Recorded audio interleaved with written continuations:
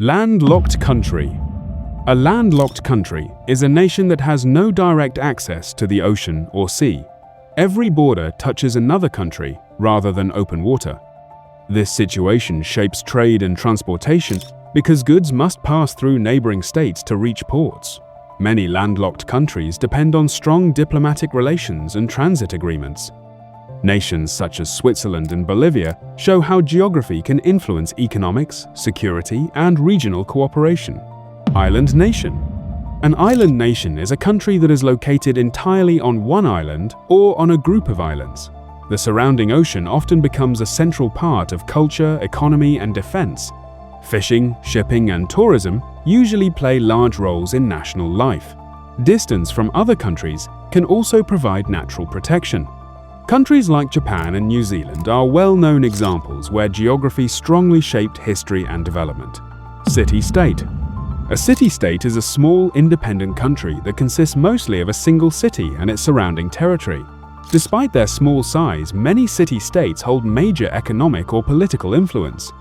Their governments manage both the city and the entire nation at the same time. In modern times, the best-known examples include Singapore and Monaco, which operate as fully sovereign countries while remaining geographically compact. Federal state. A federal state is a country where power is shared between a central national government and smaller regional governments, such as states or provinces. Each region has some authority to manage its own laws and policies while still remaining part of the larger country. This system helps govern large or diverse populations. Nations such as United States and Germany use federal systems to balance local control with national unity. Unitary state. A unitary state is a country where most political power is held by a single central government. Regional divisions may exist, but they usually have limited authority and must follow national laws.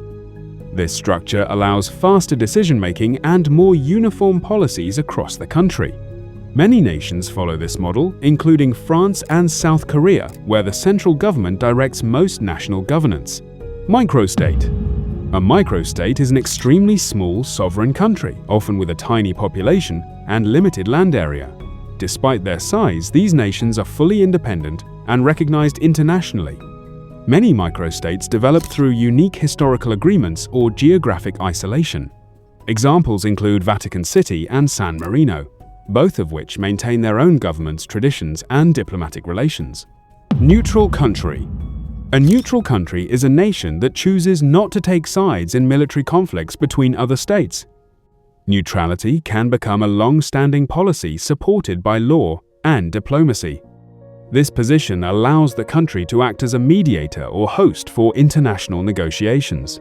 One of the most famous examples is Switzerland, which has maintained neutrality through many global conflicts. Theocracy.